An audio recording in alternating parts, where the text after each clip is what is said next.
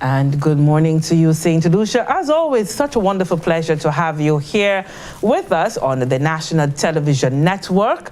I am Lucia Joseph, and you know, around this time, anytime that comes up, it is the morning update with Lisa and Herma. Good morning to Herma DeMarc. Good morning to you, Lisa, and to you viewers as well. Thank you so much for joining us. It's always a pleasure to be here with you, like Lisa mentioned. Those of you joining us on channel 122, our Facebook and YouTube channel, we do appreciate your company every morning. It is the 18th of January, 2022. I feel like Just imagine. This is the 1 month where people dread because of how long it supposedly is. But this year, I feel like January is just going, I don't know if it's just me. It's not just you. And I just had a conversation quite recently. I was in the supermarket and speaking to a friend. No, not a supermarket, as in M&C drugstore. I just want to get it right and say good morning. And I was having that conversation, and you know, she was saying, oh my, I can't believe that we are nearing the 15th. That's when we were speaking, and I was saying to her, yes. And home, I think I've said this before, that it's these days, you know, in the last 5 years, thereabouts, and increasingly now, I think that time is really doing a number on us. And that somehow we could also get very depressed if we're not careful. We can become overly anxious about the goals in our lives and whether we are accomplishing those goals. And it can begin to make us feel as if we are underachievers because the time is moving so quickly. And she was saying, you know, you're right. I have not even begun to look at my resolutions, and I'm already seeing that half the month is gone. And that's what happens. So that the time is moving so quickly that whatever goals you would have set for yourself, you would have seen that the timeline has arrived and you're probably still trying to bolt out the gates kind of thing. But don't, and I said, don't be panicked over that, because we now have to adjust even to time. We need to be able to be kind enough to ourselves to know that just because you set a 3-month deadline for something to happen, and it isn't that you just there being lackadaisical, you know, Homer. Life is moving, things are happening. So sometimes you have a set goal, but all of those disruptors, interrupters, factors, and all of those things come into play. You're very right. And one of the important points that you made is during this time, especially when you're feeling down, you need to take time for your mental health. It's something that you should be prioritizing during this time. It's not only the stress of life, but compounded by the COVID-19 pandemic. It's just, you need to take time to see, you know, the self-care days. Yes. Prioritize your self-care days, whether it's you going, well, I don't know about going out to the spa, but if you would like to go out to the spa. You could do a spa at home. A spa day at home, you can have a spa day Designate at Sundays home. as You really self-care can. days. Yes. Yes, you can. But I want us to be very careful too, Homer, that just because we know that all of these disruptors and factors are playing into the picture, that we don't become complacent as well. True. And we do not use that as an excuse for us not to do the right things. So that's very, very important. So we need to be objective when we are assessing our own lives and our own goals, our accomplishments, how we go about doing things. We need to be objective in doing that. And we need to just make allowances for when things aren't going to go the way we have planned it. So always there needs to be a balance in how we approach every single aspect in our lives. More so COVID-19, a balance, because there are some people who can be overly anxious about it as well. And that anxiety can lead to that mental stress, and you don't want that. And then we don't want you to be too laxed that in the form that you don't even want to follow the protocols. So you need to be able to have that balance. So when we talk about the balance in having the protocols, I'll give you an example. There are a few individuals that I know that they may be at home alone, in a house alone, and they're wearing that mask 24/7. Now, I kid you not. I know people. I kid you not. Yes. Now, this is not healthy for you and your mental state because you are in that constant, yes, no. You home alone. You live alone. You need not do that. So the balance. Let's keep the balance. You perhaps driving, you're alone in the vehicle, you know, all the windows are up, you have the AC, and I see it quite often, you have that mask on. Unless if you had individuals with you and you've dropped them off and you're continuing to drive on and you have not removed the mask, that's good. And it's sometimes that you've gotten somewhat comfortable with the mask so on as well. Remember that it's there. Yes. That happened to me a few times. It's only when I, at the end of the day, I'm ready to get into the shower, I'm like, oh. Yes, the mask, I'm still wearing the mask. Yes. So these things do happen, and I applaud individuals who have become like one with their mask. That's very, very important. But as I say, if you live alone, you need not have to wake up every morning and put that mask on and you're about the house doing your chores and that. It's not healthy for your mental state. I know I have a few acquaintances who they will never leave home. I mean, they're not stepping out. They just won't leave home. Again, and they have a lot of anxiety. The mental stress is upon them as well. So we need to be able to have that balance. We can never fully be 100% with anything, and we've heard the profession, the medical practitioners say so, that even Dr. Mil Clark, when she was here last week, but it's just about being able to do what you know works. Right, exactly what I'm thinking. So the vaccine was not 100% that is going to have you not contract the virus, but it certainly significantly reduces your risk. Reduced near 100%. It will help reduce that risk of you having to do so. So everything in life, Homer, today's lesson, balance. Balance. I like it. And that is my takeaway for today for sure. That is my takeaway for today for sure. Everything is a balance. Yes. Speaking of the disruptors, COVID-19 indeed has proven to be a disruptor in our society. And the Ministry of Health and Wellness, they are keeping us informed with our updates when it comes to COVID-19. Yesterday, the Ministry of Health and Wellness confirmed a total of 135 cases of COVID-19. These samples were processed on Sunday, which was the 16th of January 2022, from a total of 432 samples, of which 360 samples were from the Ezra Long Laboratory and 72 samples from Laboratory Services and Consultations Limited. These samples were collected between the period January 14th, 2022 to January 16th, 2022. So that's over a 2-day period. And this number of positive cases makes up 31.25% of all samples processed on that date. So it's still quite high of a positivity rate. However, we're seeing a slight decline from what we've been seeing for the past few days. Confirmation was also received the recovery of 66 individuals diagnosed with COVID-19, and that brings the number of active cases in country to date to 3,349. Currently, there are 29 positive cases of COVID-19 admitted at the respiratory hospital, of which 2 of them are severely ill.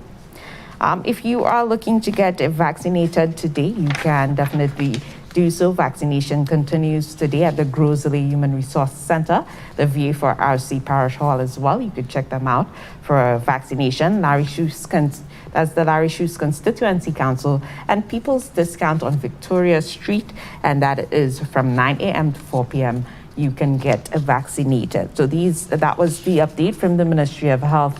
And Lisa, the Chief Medical Officer, Dr. Sharon Belma-George, also recently provided a data analysis on the 5th wave of COVID-19 to date, and we do have that update for you. So we can head over to that update from the Chief Medical Officer, Dr. Sharon Belma-George, as she provides a data analysis for the 5th wave of COVID-19 in St. Lucia.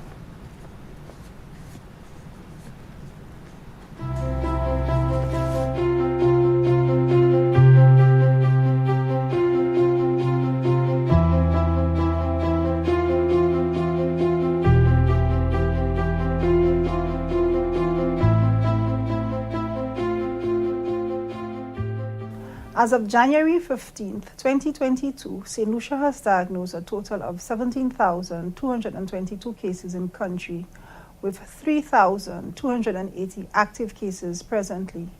The daily infection rate for the last 7 days is 171.6 per 100,000 population per day, with a 36% testing positivity rate and a transmission rate of 3.3. We have noted a total of 314 COVID-19 deaths, and we have 29 positive cases admitted at the respiratory hospital, 2 are severely ill. Since the commencement of the 5th wave on December 16, 2021, 4,092 cases have been diagnosed with an average of 136 cases per day. Women account for 59% of the cases, and 18 COVID-19 deaths have been recorded. Tourists account for 2% of the cases diagnosed during the last 7 days. The prevalence increase is noted mainly in Grosile, Babonneau, Dennery, and Castries. We also note the highest COVID-19 mortality rate for the 5th wave in the Dennery district. We continue to note increases in most of the public health indicators over the last 7 days: the transmission rate, the test positivity rate, increased active cases as we manage the 5th wave in country, and the data collected from contact tracing interviews revealed the top areas of transmission include large beach parties, boat rides, public bars and private parties and events, and large family gatherings. The second term has commenced for our school children. We continue to ask all stakeholders to contribute in ensuring a safe environment for students, principals, teachers, and ancillary staff. Bus drivers are also reminded to ensure that all of the recommended measures are implemented. The following are the main reminders to parents and the school administration in relation to the school reopening from last week. Parents are asked to cooperate and work closely with the class teacher on various safety measures that are put in place to keep the child safe. Children who develop respiratory symptoms or test positive should not be sent to school. Ensure the children are provided with clean face masks daily for school and when in public places. Ensure regular cleaning of surfaces and sanitation of all schools and environments. Ensure your child remains in quarantine or isolation if they were a direct contact of a case or a member of your household is positive. Limit social activities at schools and socialization after school in groups. Teachers and school administrators are reminded to ensure that masks are used in the staff rooms and to limit staff socialization.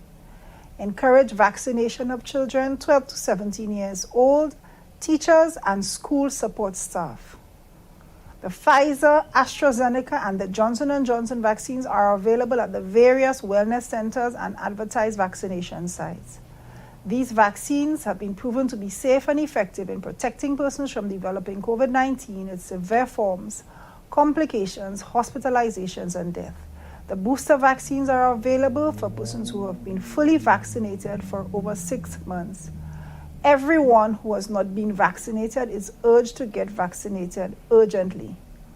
The Ministry of Health and Wellness will continue providing updates to the public as new information becomes available.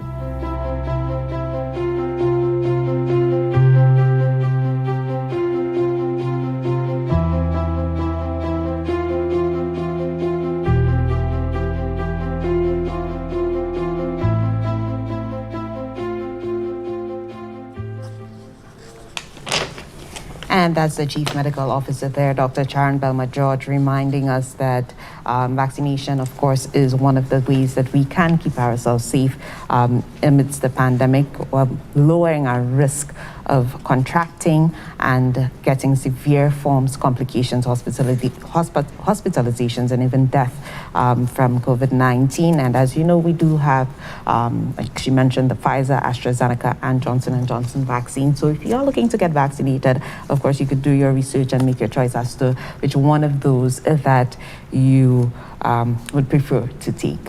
And critically, speak to your healthcare provider about that, speak to a doctor, nurse, because, to really help us navigate all of this information that is out there, because you don't have a science background, a medical background. It is very difficult for you to be able to really understand and for you to dissect what that information is. So just speak with your doctor about it. I always say here on this forum, you may have some underlying conditions and you don't feel quite confident. Go ahead and speak with your doctor about that, and so that you can make the best choice for you. On the platform this morning, let's say good morning to those of us who are following us via Facebook. Want to say good morning to a dear old friend, Dawn Marie McDonough. Good morning Always to her. With us. Always good morning to you, Dawn Marie. And she was saying that that she believes that we that putting a time frame on goals just doesn't always work. So keep on trying to attain goals wherever possible without a deadline. It's something to continue or to strive for, and that is so very, very true. We also have another comment there, and this is very, very important, by Danny. Good morning, Danny. Very, very good observation there. And to discuss the welfare of people who are sick at home and not getting any assistance, and that's important. Now, it may not be that assistance isn't available, and I find that this is so much with us as a people, that we are not very good at sourcing the information, knowing where to go for help and so forth. And so that's a very, very critical point that Danny is raising. I know that within the Ministry of Equity, a few of the departments, some units there, that you can call in that ministry and, tell what your situation is, and they'll be able to direct you. They also work with other agencies and other ministries, departments, where they can direct you, and so that you can get the resources, get the help that you need. So there is help available. We just need to be able to find it.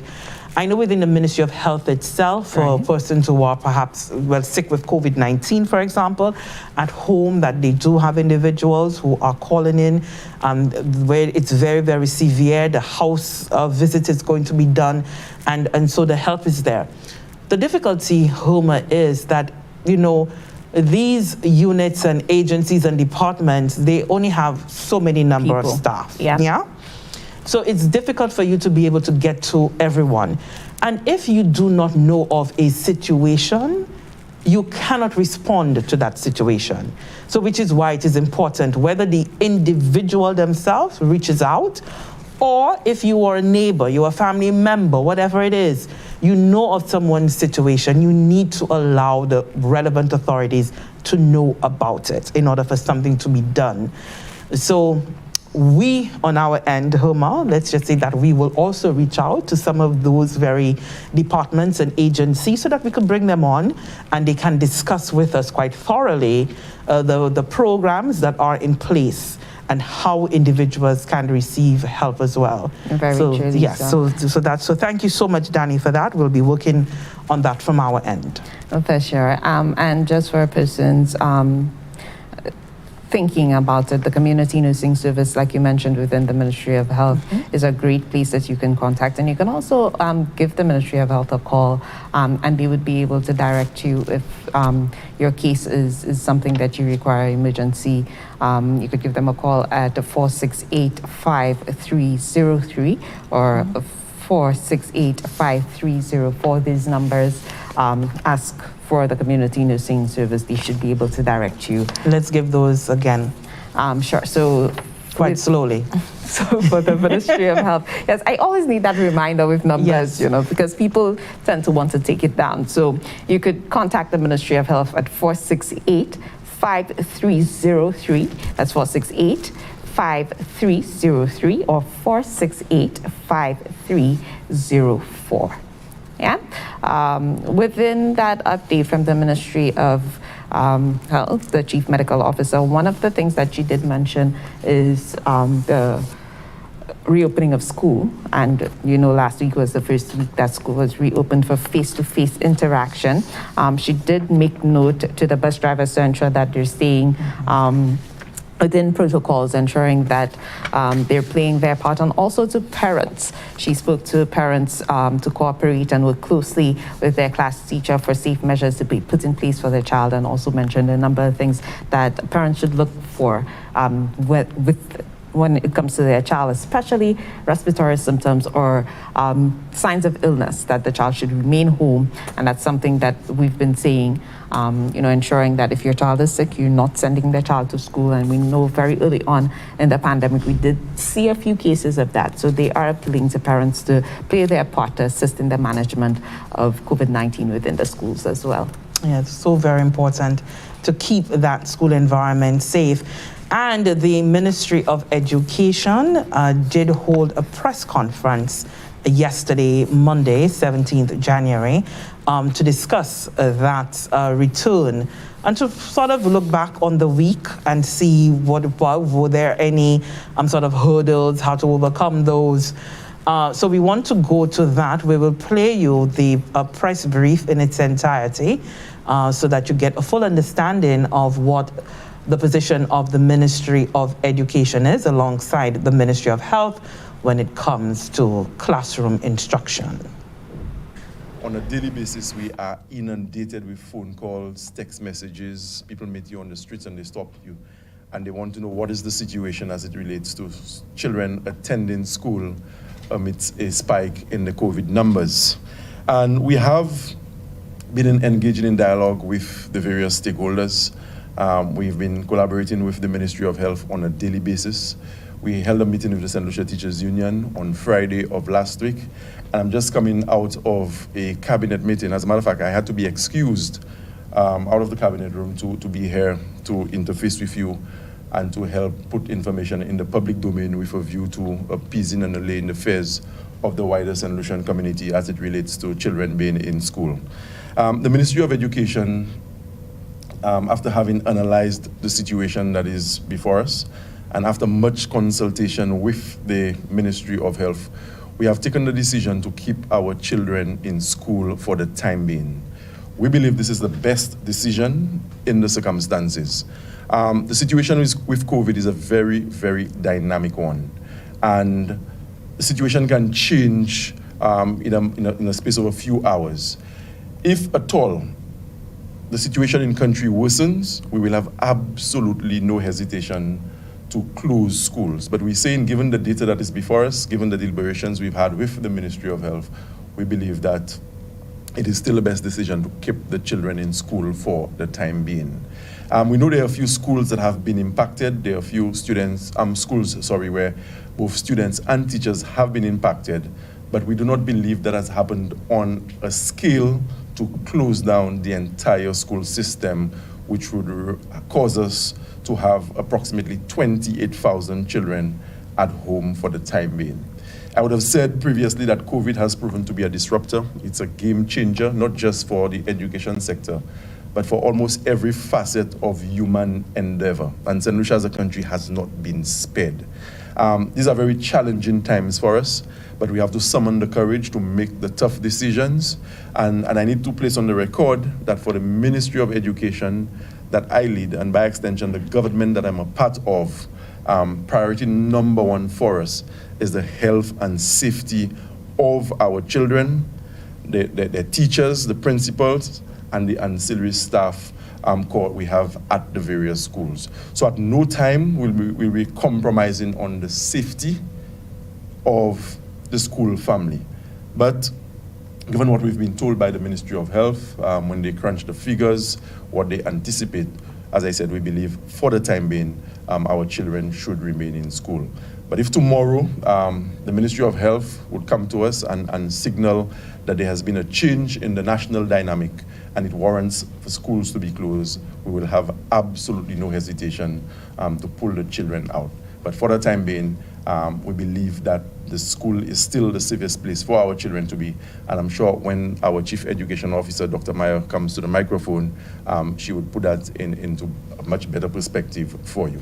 Thank you very much for coming here. And I'm just hoping that as the situation unfolds with COVID, we will continue as a country to, as I said, summon the courage, make the right decisions, and at the end of the day, we will be in a position to overcome the many, many, many challenges that COVID has brought to our doorstep. Previously, education is part of the wider society, so it definitely will be impacted. There will be teachers, support staff, administrators, students who would have contracted COVID. What we have in terms of contingencies, our education continuity plan, we have already revised certain parts of it to speak to more targeted interventions. So, for example, a child gets COVID and is within a class. Under the guidance of the Department of Health, we do our classroom sitting arrangements, we do our contact tracing. A teacher contracts COVID, maybe 2 or 3 teachers in one grade level contracts COVID. All of these scenarios, the principal contracts COVID, the cook. So what we've done in particular instances, this is being done by case basis, simply because there are general guidance. But say, for example, when we've had 2 of our cooks come down, one is COVID positive, the other one has to go into quarantine, we have put in additional cooks in that school to ensure that the children are fed properly. Where we've had a teacher contract and that class needs to be put in isolation, that has happened. Other times we've had 2 or 3 teachers in the same grade level. We have had to then look at that grade level and do online for 2 days. It has happened with that grade level.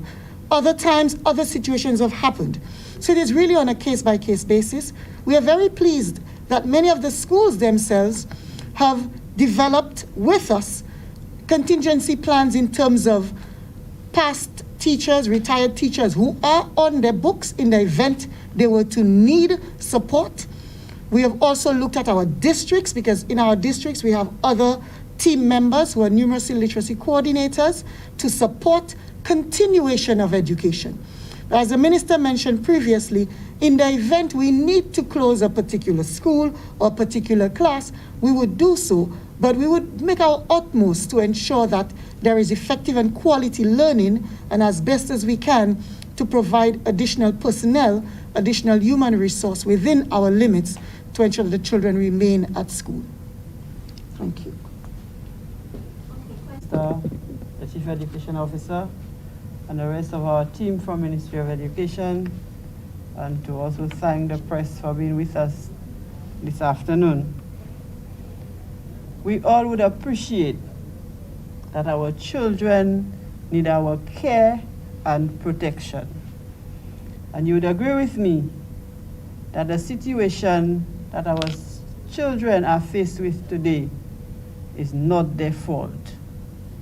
It is our responsibility as adults, as parents, as members of the public, to ensure that we behave responsibly so that we can allow our children to be safe. And if we don't exercise responsible behavior, then our children will not be safe in the environment. So I would like to appeal to everyone.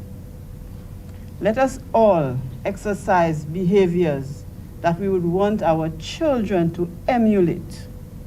We are expecting our children to follow the protocols. And if we ourselves don't model that behavior, what message are we sending to the children? We want our children to be in school. They have a right to an education.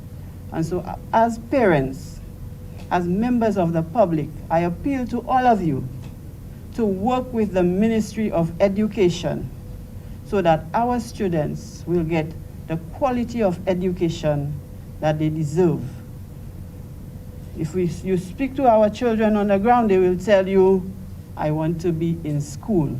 If we speak to our teachers, they will say to you, I prefer to be in the classroom to have face-to-face interaction with my students. And so, if the students are willing to be in school and the teachers want to teach the children in a safe environment, let us work together as a community, as a society, to provide a safe environment for our children. Thank you. The head table protocol has already been established. Just to go over and to reiterate a few points as it relates to management of the COVID-19 pandemic, as it relates to our schools and keeping our schools open. We at the Ministry of Health support the decision to continue with having our students remain in school during this time. We are experiencing a spike, we do note that. However, what we have found is that throughout the spikes that we've had before, so in our previous waves, we expect to see cases in school-age children. It's something that will happen, but the increases, it's proportional to what we see in the general population. So right now we're averaging hundreds of cases a day. We expect to see increases in the cases that we see in school-age children because we have an increase overall. But what we do want to do is to keep our children safe. Some of the things, as Dr. Myers would have mentioned, that there are measures that we can take to help maintain that situation. It's very important to recognize when your child is feeling unwell and to keep them away from school during this time. We have established that for COVID-19, there is a 48-hour period prior to the onset of symptoms or even prior to getting a positive diagnostic test where you may be infectious even before you're actually showing symptoms or before you've actually been tested as a contact. You may be able to pass on the virus to someone else. So once your child indicates that they're not feeling well, and one of the things we mentioned before is that children may show different symptoms. It may not always be respiratory. They may have a headache. They may have a tummy ache, vomiting. So once you notice that your child is not well, you want to take that into consideration. You want to keep them home. As Dr. Myers said, it's not just for COVID-19. It could be flu that they have, but flu is also contagious. So let's be mindful of that and keep our children home if they're having symptoms. As a parent or an adult in the house, if you are experiencing symptoms, if you are unwell, if you get tested for COVID-19, your children should remain home because they would be considered as primary contacts. They are in the same household, they're sharing the same airspace, not wearing masks. We don't expect people at home to be wearing masks consistently. So these persons would be considered primary contacts and it would be important to keep them home during the time that you're unwell until you've established what your status is. We've had situations where persons are unwell, they go to work, they go to school, and we want to prevent chaotic situations. We want to prevent situations of potential outbreak. So these are the things that we want parents to be aware of. When we have positive cases in school, we do our best to manage those cases efficiently and in a manner that will not affect the whole class and the whole school by extension. So if there is a positive case, we expect, like I said, school-age children to get COVID-19. The Ministry of Health works closely with the schools, the teachers, the principal, the class teacher, to recognize potential close contacts. We instruct the parents that these persons need to be quarantined because of the possible exposure. These children are tested, and based on their results, they complete either a quarantine time or an isolation time and subsequently discharged to return to school. It does not mean that an entire class has to be out of school once again. In terms of return to work and school, so this is one of the things that we get a lot of calls about. Children are not required to be retested to return to school. They will have an official document from the Ministry of Health that indicates they've completed either their quarantine or isolation time and they are cleared to return to school. Unless they are cleared, they should not be returning to school. So this is one of the things that the Ministry of Health would oversee to ensure that everyone who returns to the school environment is safe and is healthy, is to return. I just want to reiterate, as Dr. Myers said, vaccination. In our numbers, when we look at our numbers, the majority of the school-age children that we have fall within the 12 to 17 age range. So the teenage population, which is our secondary school, mostly our secondary school population. And these persons are eligible for vaccination. We have the Pfizer vaccine, which is available for anyone who's 12 years and older. So again, that is another measure that we can use to help prevent infection in our schools. I think that's pretty much it. So essentially, as I said, the school provides not only a safe place for our children, as has been said, but it is an integral part of our society. Schools have always been around. It's just part of the social construct of our society. Parents go to work, children need a place to go to learn, to make friends, to develop skills intellectually, so many different things. And I think it's important for us to do whatever it is we can to help keep our schools open while keeping our children safe. Thank you. And that was Dr. Delphina Venor from the Epidemiological Unit within the Ministry of Health and Wellness. We also heard there from Dr. Paulina Andra Prosper, who is a parliamentary secretary within the Ministry of Education, as well as the Minister for Education, Sean Edward. And we also heard from Dr. Fiona Philip Meyer, who is the Chief Education Officer. So the remarks there coming out of the press conference held by the Ministry of Education on Monday, really sort of reassuring parents and the wider public that there is a plan. And I think oftentimes, and you rightfully so, parents are deeply concerned. We all are very concerned.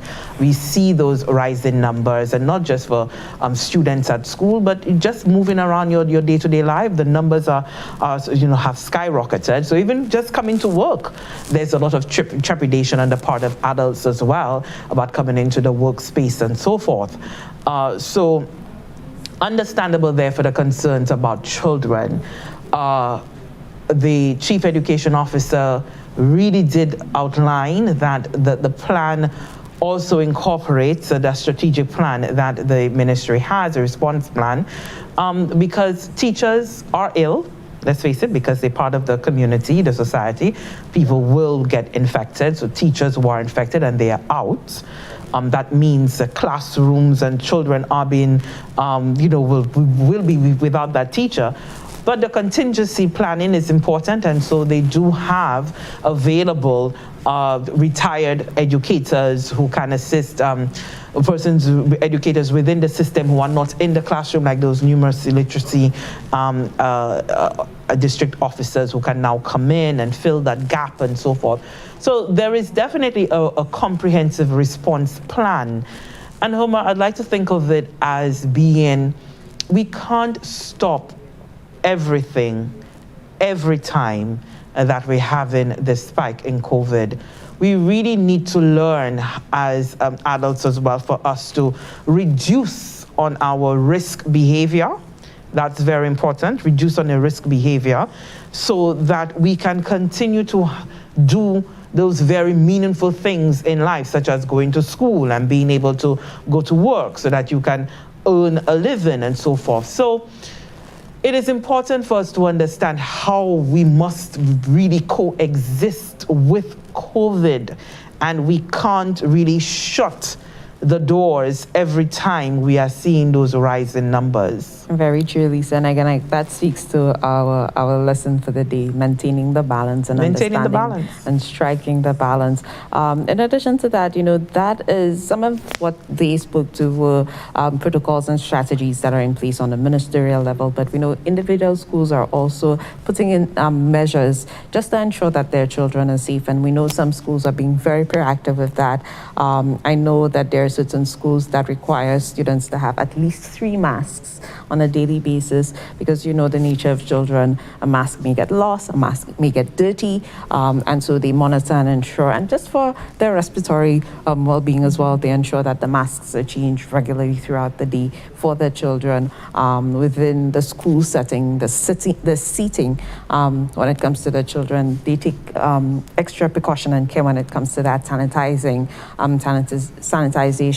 I remember dropping my nephew off to school the flow when it comes to sanitization is really good. They ensure that your hands are sanitized. They discourage parents from actually coming off the vehicle. So they allow you to drop off your child, yes, but they ask you to stay in the vehicle and ask your child to come off, which I think that also lends to teaching the child, especially the grade K students and the younger students, a sense of independence. And so they're kind of killing two birds with one stone there. Getting them out that gate pretty early. Very, very early.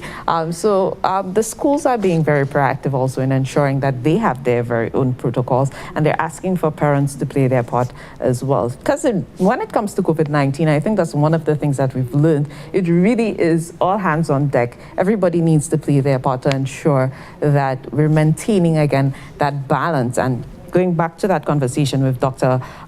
Clark that we had, she said we realized that this is going to be around. It's going to become endemic, and we do need to learn to just live with COVID-19, just like we learned to live with the flu and all other viruses that have become endemic. So, yes, it's a matter of understanding what you need to do to keep yourself safe. I think after this pandemic, we're going to have a culture for a little while to ensure that we're sanitizing, to ensure that we're staying 6 feet distance. And if not, I don't know, because we've been trained to ensure, this pandemic has taught us to just ensure that you're just doing the things that you need to do to keep yourself safe. Yeah, and I think the other aspect of that as well, Homer, is that the ministry, the government is not insensitive to what the situation is, and it isn't that they just throwing out this brush out there and saying, no, we're not going to close at all. Because you heard the minister reiterate, he said it more than once, that for the time being, yes. And they're continuously assessing what the data, what the science is saying, because that is so important. It's critically important that you follow to see what the patterns are, what the trends are. Let us see what the numbers, what are the numbers projecting, and all of these things. I mean, as an ordinary citizen, that's not what we really look at. But we have trained professionals, and that is their job. That's the duty, and they are placed within the COVID management center, and they really do on a daily basis analyze the data coming in, not just locally, but they're looking at what's happening regionally. They're looking at what's happened internationally within countries, and as well as the data coming out of those international health organizations. So whether it be the CDC, whether it be the NHS out of England, whether it be the WHO, which is at the apex of all of this. They really are flooded on a day-to-day basis with all of this data.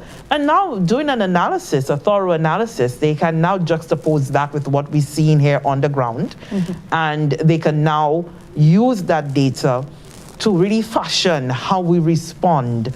And so, yes, we will all have our individual concerns, but clearly we have seen that our medical professionals, the COVID Management Center, the government of St. Lucia, their interest is really the interest of the people.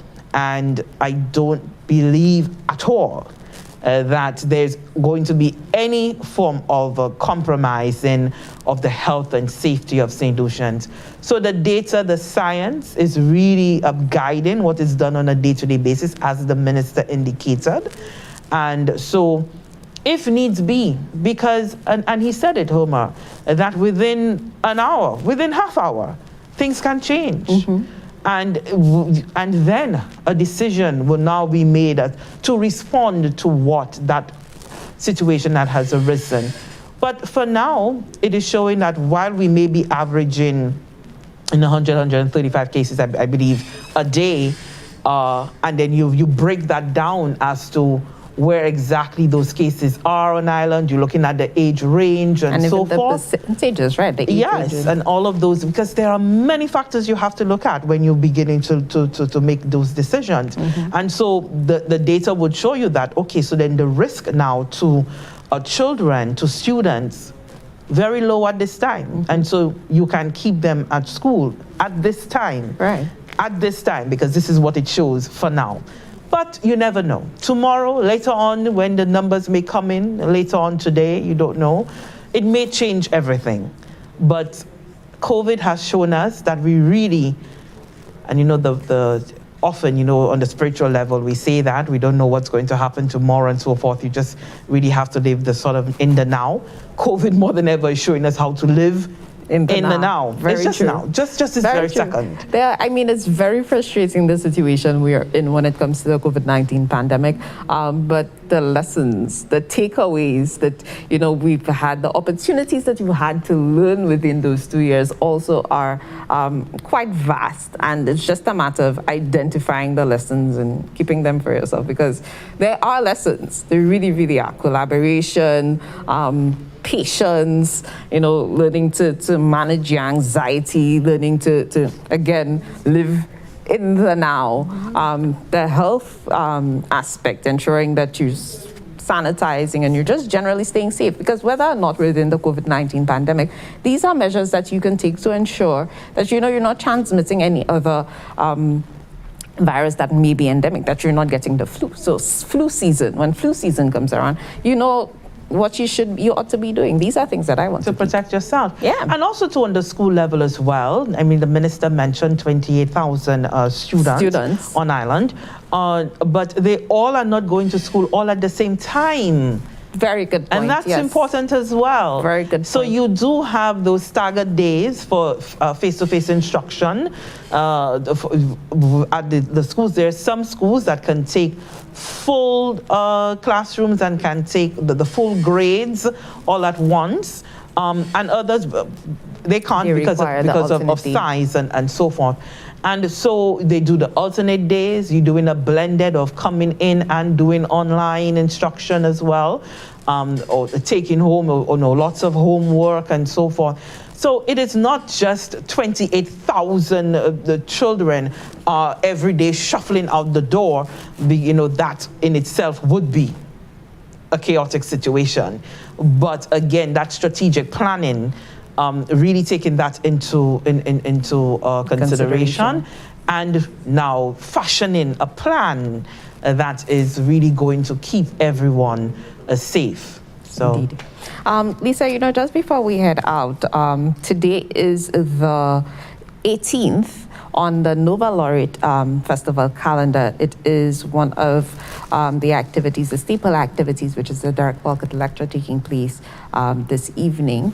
That is going to take place at the Financial Center, and that is at 7:30. So again, if you do want sitting, you may have had to call in advance to ensure that you get that, because it's limited, but they will be live on the Nobel Laureate Festival St. Lucia page. That is this evening, so you can definitely check that out. It's going to be delivered by Mr. Kendall Hippolyte, and it's called The Demand of Beauty. Again, social distancing protocols will apply, and so to get in on that, you can contact Ms. Virginia Frederick or the Cultural Development Foundation at 452-1859. That's 452-1859 or 718-4579. Taking place this evening at the Finance Administrative Center. I'm excited about that lecture. Kendall Hippolyte, a very renowned writer himself, a poet. So looking forward to really hearing him, and he's always so animated in all of his lectures. It should be very, very interesting. I'm looking forward to that. Huma, alongside celebrating the excellence during Nobel Laureate month, we do have the National Independence Awards, and for St. Lucia, we're celebrating our independence anniversary. It will be the 43rd anniversary, and that on February 22nd. That's right. And so we are fast, approaching that time. And so the nominations are open for the National Independence Awards. Let me give you some information here.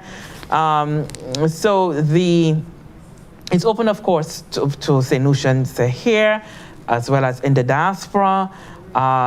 So the nomination forms, you can get those on governorgeneral.govt.lc. You can also get it at the local libraries. You could get it at post offices, the sub-post offices, the constituency councils, as well as at the Office of the Prime Minister, which is located at the Graham Louise Administrative Building, the waterfront. And the completed nominations must be sent in a sealed envelope addressed to, that's if you're doing it by in person, to the Secretary, National Awards Committee, care of the Office of the Prime Minister, Graham Louise Administrative Building in Waterfront. You can also send it via email, which is the most recommended. Now we're dealing with COVID-19. You can send the form via email to Irene, that's IRENE .Saintcroix, that's STRCROIX @govt.lc, Irene.Saintcroix @govt.lc, or Imam, that's EMAM.Louis @govt.lc. Now, all nominations must be made on the prescribed form, and all submissions must provide justification for the award proposed and must bear the name and signature of the individual making the submission. Both name and signature must be legible. Nomination forms must be completed in their entirety. And remember the deadline for submission, that is on the 28th of January 2022. Nominations received after this date will not be considered. Now, just to let you know that in your justification for the award, a statement of service rendered must be provided to reflect the full details of national interest, what performed by the nominee. All facts must be stated clearly and concisely. State whether the service was performed in or outside of St. Lucia, and whether the nominee has ever been rewarded or recognized for any of them previously. Also, if applicable, the names and addresses of any beneficiaries must be provided.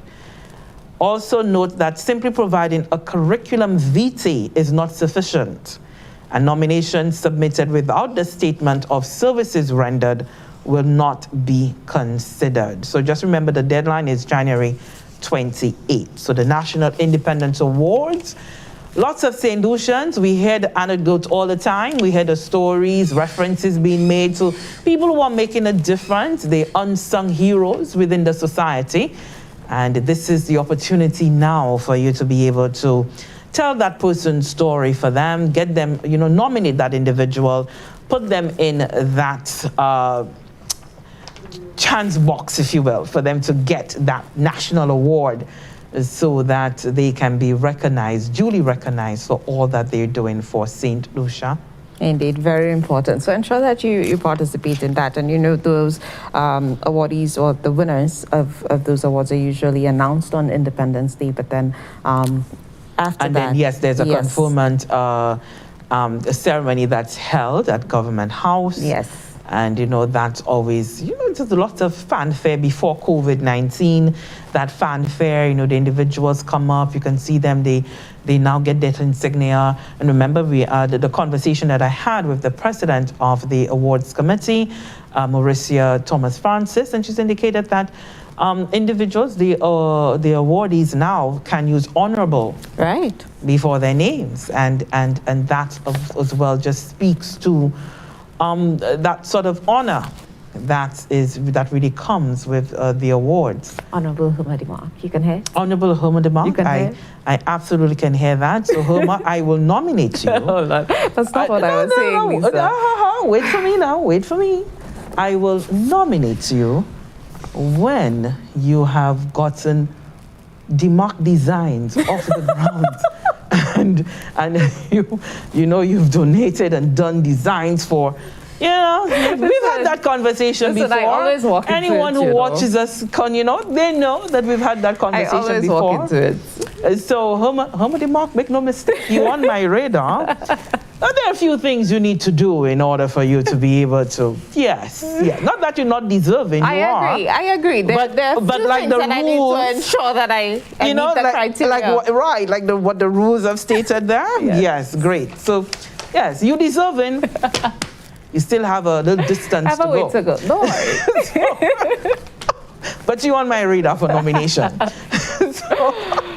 That would do it here for us, Homer. Anything else you'd like to add? No, that's it. Of course, thank you so much for joining us. The Morning Update with Lisa and Homer. We are always happy to join you and provide you with the information that you require to make better decisions throughout your day, just to finish you with your information so that you're better informed. And the next time you're having a discussion, you could, state the facts. So, of course, thank you so much for joining us. Until next time. Until next time. Stay safe, St. Lucia.